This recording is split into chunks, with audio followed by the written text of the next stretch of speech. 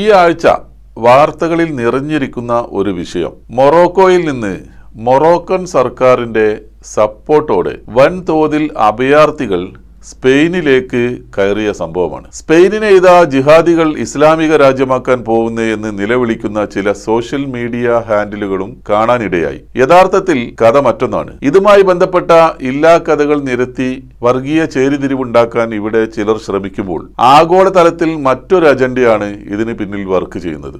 എന്താണ് ഇതിന്റെ പശ്ചാത്തലം? നമുക്കൊന്ന് പരിശോധിക്കാം.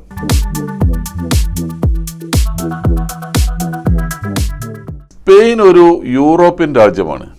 എന്നാൽ മൊറോക്കോ എന്നത് ഒരു ആഫ്രിക്കൻ രാജ്യവുമാണ്. ഇത് പരസ്പരം അതിർത്തി പങ്കിടുന്ന രാജ്യങ്ങളെയല്ല.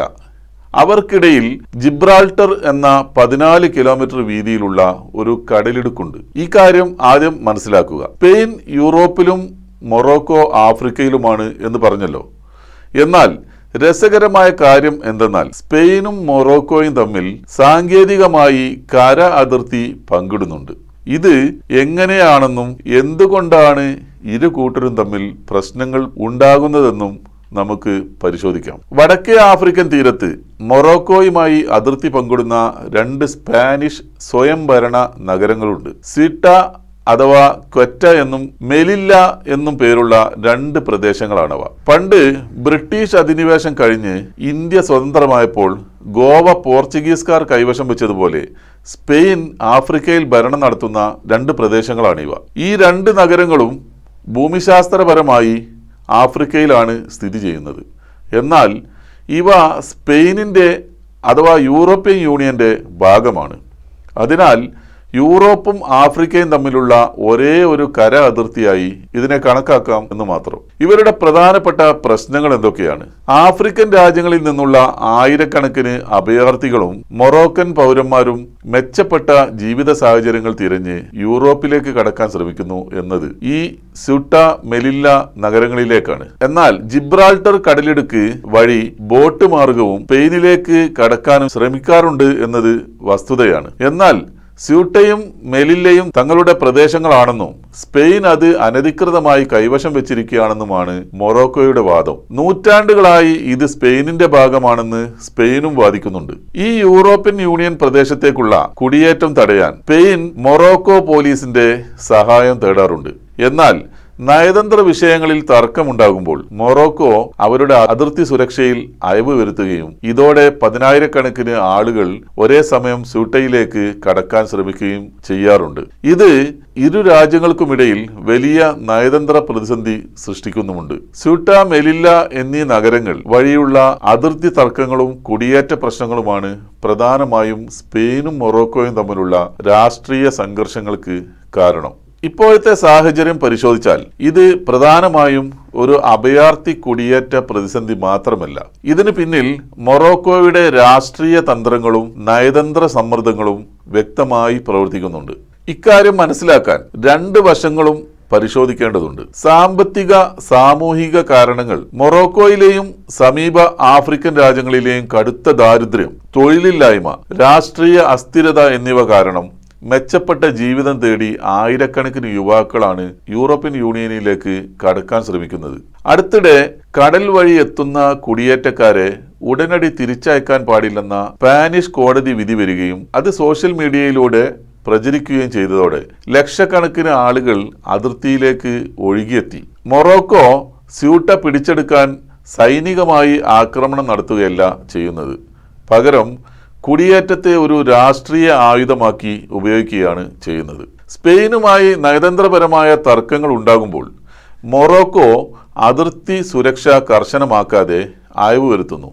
പോലീസിനെ പിൻവലിക്കുകയോ ആളുകളെ കടത്തിവിടുകയോ ചെയ്യുന്നു. ഉദ്ദേശ്യം മറ്റൊന്നുമല്ല, സ്യൂട്ടയും മെലില്ലയും തങ്ങളുടേതാണെന്ന വാദം നിലനിർത്താനും മറ്റ് പല വിഷയങ്ങളിലും സ്പെയിനിനെ കൊണ്ട് തങ്ങൾക്ക് അനുകൂല നിലപാട് എടുപ്പിക്കാനും വേണ്ടിയാണ് മൊറോക്കോ ഇത്തരം അവസരങ്ങൾ ഉപയോഗിക്കുന്നത്. അടിസ്ഥാനപരമായി ഇത് വലിയ തോതിലുള്ള അഭയാർത്ഥി പ്രവാഹം തന്നെയാണ്. എന്നാൽ സ്പെയിനിനെ സമ്മർദ്ദത്തിലാക്കാൻ മൊറോക്കോ മനഃപൂർവ്വം ഈ കുടിയേറ്റ പ്രതിസന്ധിയെ ഉപയോഗപ്പെടുത്തുകയാണ് ചെയ്യുന്നത്. ഈ സ്യൂട്ട ആഫ്രിക്കൻ ഭൂഖണ്ഡത്തിൽ തന്നെയാണ് സ്ഥിതി ചെയ്യുന്നത് എന്ന് പറഞ്ഞല്ലോ.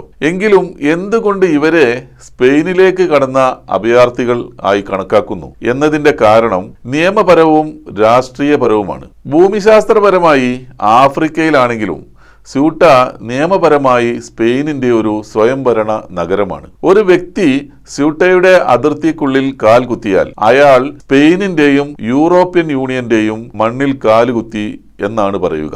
അതിനാൽ ഒരു വിദേശി അനുവാദമില്ലാതെ ഈ അതിർത്തി കടക്കുമ്പോൾ നിയമപരമായി അയാൾ സ്പെയിനിലേക്ക് അതിക്രമിച്ചു കടന്ന അഭയാർത്ഥി അല്ലെങ്കിൽ കുടിയേറ്റക്കാരനാണ്. എന്നാൽ എന്തുകൊണ്ടാണ് ഇവർ കടൽ കടന്ന് സ്പെയിനിലെത്തുന്നു എന്ന് പറയുന്നത്? സ്യൂട്ടയിലേക്ക് കുടിയേറ്റക്കാർ കടക്കാൻ ശ്രമിക്കുന്നത് രണ്ട് വഴികളിലൂടെയാണ്. സ്യൂട്ടയെ മൊറോക്കോയിൽ നിന്ന് വേർതിരിക്കുന്ന ഉയർന്ന കമ്പിവേലികളും കാവൽ ഗോപുരങ്ങളുമുണ്ട്. അത് ചാടിക്കടന്നാണ് പലരും ഉള്ളിലേക്ക് കടക്കുന്നത്. രണ്ട്, അതിർത്തിയിലെ ഈ കമ്പിവേലി കടലിലേക്ക് വരെ നീളുന്നുണ്ട്. അതുകൊണ്ട് പലരും മൊറോക്കൻ തീരത്ത് നിന്ന് നീന്തിയോ ചെറിയ ബോട്ടുകളിലോ ഈ വേലിക്ക് ചുറ്റും വളഞ്ഞ് സ്യൂട്ടയിലേക്ക് എത്തുന്നു. ഇങ്ങനെ കടൽ വഴി വേലി ചുറ്റി സ്പെയിൻ മണ്ണിൽ എത്തുന്നതിനെയാണ് വാർത്തകളിൽ കടൽ കടന്ന് എത്തി എന്ന് വിശേഷിപ്പിക്കുന്നത്. ഇത് യൂറോപ്യൻ പ്രധാന ഭൂവിഭാഗത്തിലേക്കുള്ള കടൽ യാത്രയല്ല, മറിച്ച് സ്യൂട്ട എന്ന നഗരത്തിലേക്ക് കടൽ വഴിയുള്ള പ്രവേശനം മാത്രമാണ്. ഒരാൾ ആഫ്രിക്കൻ മണ്ണിലെ സ്യൂട്ടയിൽ എത്തിയാൽ പോലും യൂറോപ്യൻ യൂണിയന്റെ അഭയാർത്ഥി നിയമങ്ങൾ അവിടെ ബാധകമാണ്. അതുകൊണ്ട് തന്നെ അവരെ ഉടനടി അടിച്ചോടിക്കാൻ സ്പെയിനിന് കഴിയില്ല. അഭയാർത്ഥി അപേക്ഷ നൽകാൻ അവർക്ക് അവകാശവുമുണ്ട്. നടപടിക്രമങ്ങൾ പൂർത്തിയാകുന്നതുവരെ അവരെ സ്പെയിൻ പ്രധാന കേന്ദ്രങ്ങളിലേക്ക് മാറ്റേണ്ടിയും വരാറുണ്ട്. ചുരുക്കത്തിൽ അതിർത്തി കടന്ന് സ്പാനിഷ് പരമാധികാര പരിധിയിലേക്ക് പ്രവേശിക്കുന്നത് കൊണ്ടാണ് അവർ ആഫ്രിക്കയിലായിരുന്നിട്ടും ഇവരെ സ്പെയിനിലേക്ക് കടന്ന കുടിയേറ്റക്കാർ എന്ന് വിളിക്കുന്നത്. ഇനി ഇതിന്റെ ആഗോള രാഷ്ട്രീയം നോക്കാം. ഈ സ്യൂട്ട കുടിയേറ്റ പ്രതിസന്ധിയിൽ ഇസ്രയേലിന് പങ്കുണ്ടോ എന്നതിനെക്കുറിച്ച് ചില രാഷ്ട്രീയ ആരോപണങ്ങളും ചർച്ചകളും ഉയർന്നു വന്നിട്ടുണ്ട്. ഇതിന് പിന്നിലെ പ്രധാന വസ്തുതകളും വശങ്ങളും ഒന്ന് പരിശോധിക്കാം. മൊറോക്കോ അതിർത്തി വഴി 10,000-കണക്കിന് ആളുകൾ ഒരേ സമയം സ്പാനിഷ് നഗരമായ സ്യൂട്ടയിലേക്ക് പ്രവേശിക്കാൻ ശ്രമിച്ചതോടെയാണ് വിഷയം വീണ്ടും ആഗോള ശ്രദ്ധ നേടുന്നത്. ഈ സംഭവത്തിന് പിന്നാലെ ഇസ്രയേൽ സ്പെയിൻ നയതന്ത്ര തർക്കങ്ങൾ കൊടുമ്പിരി കൊണ്ടിരിക്കുകയാണ്. സ്പാനിഷ് പ്രധാനമന്ത്രി പെട്രോ സാഞ്ചസിന്റെ നേതൃത്വത്തിലുള്ള സർക്കാർ ഫലസ്തീൻ വിഷയത്തിലും ഗസയിലെ അക്രമങ്ങൾക്കെതിരെയും ഇസ്രയേലിനെ ശക്തമായി വിമർശിച്ചിരുന്നു. ഇതിൽ പ്രകോപിതരായ ഇസ്രയേലും യുഎസും ചേർന്ന് സ്പെയിനിനെ രാഷ്ട്രീയമായി പ്രതിസന്ധിയിലാക്കാൻ മൊറോക്കോയിലൂടെയുള്ള ഈ കുടിയേറ്റ പ്രവാഹത്തിന് പിന്നിൽ പ്രവർത്തിച്ചുവെന്ന് ചില സ്പാനിഷ് മന്ത്രിമാരും രാഷ്ട്രീയ നിരീക്ഷകരും ആരോപിക്കുന്നുമുണ്ട്. ഇസ്രയേൽ നേരിട്ട് അതിർത്തിയിൽ ആളുകളെ അയക്കുന്ന രീതിയിലുള്ള ഇടപെടൽ നടത്തിയെന്ന് പറയാനാവില്ലെങ്കിലും ഐക്യരാഷ്ട്രസഭയിലെ ഇസ്രയേൽ അംബാസഡർ ഡാനി ഡാനോൺ പരസ്യമായി സ്പെയിനിനെ വിമർശിച്ചിട്ടുണ്ട്. മറ്റുള്ളവർക്ക് ഉപദേശം നൽകുന്ന സ്പെയിൻ എന്തുകൊണ്ട് ആഫ്രിക്കയിൽ കോളനി സ്വഭാവമുള്ള നഗരങ്ങൾ കയ്യിൽ വെച്ചിരിക്കുന്നു എന്ന് അദ്ദേഹം ചോദ്യം ചെയ്യുകയും ചെയ്തു. മൊറോക്കോയും ഇസ്രയേലും അബ്രഹാം കരാറിൽ ഒപ്പിട്ടിട്ടുണ്ട്. 2020 ഉണ്ടാക്കിയ ഈ അബ്രഹാം കരാർ വഴി മൊറോക്കോയും ഇസ്രയേലും തമ്മിൽ വളരെ അടുത്ത സുരക്ഷാ, സൈനിക, രഹസ്യാന്വേഷണ ബന്ധങ്ങളുണ്ട്.